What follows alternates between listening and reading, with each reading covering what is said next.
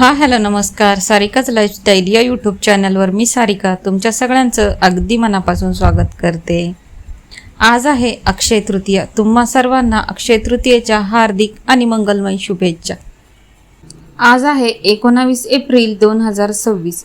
अक्षय तृतीया हा दिवस सदैव शुभ आणि पवित्र मानला जातो. अक्षय म्हणजे कधीही न संपणारे. या दिवशी केलेले दान, जप, तप आणि पुण्यकर्म अक्षय फळ देतात असे मानले जाते. भगवान विष्णू आणि माता लक्ष्मी यांचे पूजन केल्याने घरात सुख, शांती आणि समृद्धी नांदते.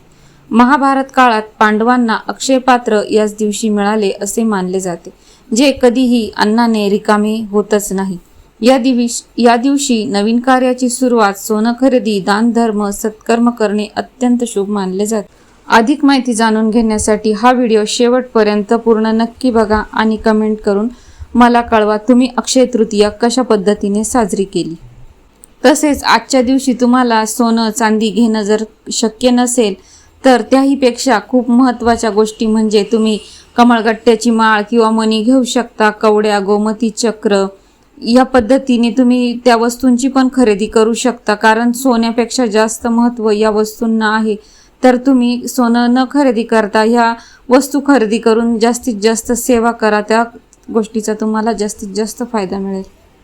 तर बघा, श्री विष्णूंच्या 24 अवतारांपैकी परशुराम हा अवतार पृथ्वी तलावर अक्षय तृतीयेच्या दिवशी प्रकट झाले.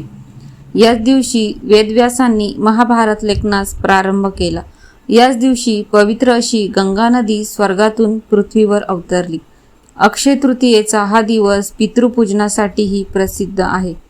तसेच या दिवशी सुदाम्याने श्रीकृष्णाला मुठभर पोळ्यांची पुरसुंडी दिली आणि मित्रधर्माला अनुसरून श्रीकृष्णांनी सुद्धा सुदाम्याला त्याच्या नकळत अपार धनसंपत्ती प्रदान केली. अक्षय तृतीयेलाच अन्नपूर्णेचा जन्म झाला आहे. एका अक्षय तृतीयेला श्रीकृष्णाने युधिष्ठिराला अक्षय पात्र दिले होते, तर एका अक्षय तृतीयेला श्रीकृष्णाने चिरहरण प्रसंगी द्रौपदीला अक्षय वस्त्र पुरवले होते.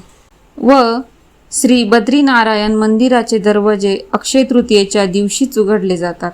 अक्षय तृतीया ही अक्षय सुखाची कारक आहे. या दिवशी केलेल्या जप, तप, दान पुण्याचा क्षय होत नाही.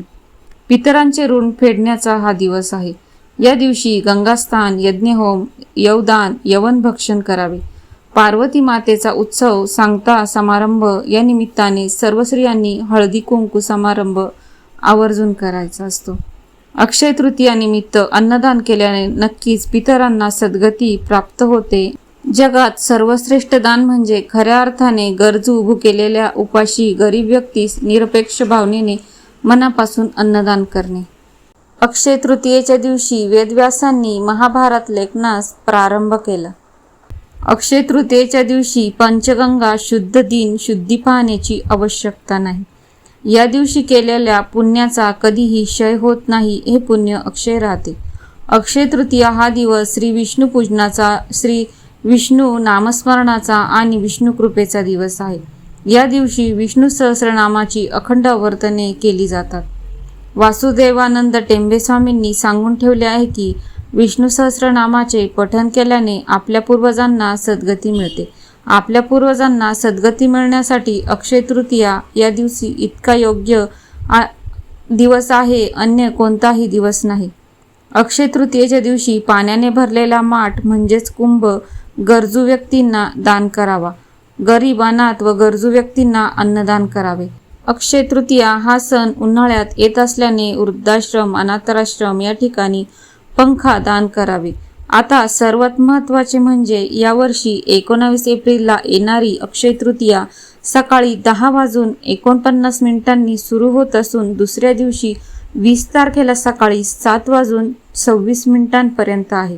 आपण देवांना, पितरांना जो नैवेद्य दाखवतो तो नैवेद्य दुपारी 12 नंतर दाखवतो. त्यामुळे आपला नैवेद्य 19 तारखेलाच दाखवायचा आहे. तसेच प्रत्येकाने जप, तप, होम, हवन, दान करावे. आपल्या कर्मात अक्षय पुण्याचा साठा करावा. तुम्हा सर्वांना अक्षय तृतीयेच्या मनपूर्वक शुभेच्छा. आपल्या सर्वांचे माझ्यावरील प्रेम आणि विश्वास असाच अखंड आणि अक्षय राहू दे हीच स्वामींचरणी प्रार्थना. मी आशा करते की तुम्हाला हा व्हिडिओ नक्कीच आवडेल. व्हिडिओला जास्तीत जास्त लाईक आणि शेअर करा आणि कमेंट करायला अजिबातच विसरू नका, कारण तुमचा एक कमेंट मला पुढे घेऊन जाण्याची प्रेरणा देतो. व्हिडिओ आवडला तर चॅनलला सबस्क्राईब नक्की करा. मी सारिका या नोटवर तुमच्या सगळ्यांची रजा घेते. भेटूया पुन्हा अशाच एका माहितीपूर्ण व्हिडिओमध्ये. तोपर्यंत सगळ्यांना अवधूत चिंतन. श्री गुरुदेव दत्त. श्री स्वामी समर्थ.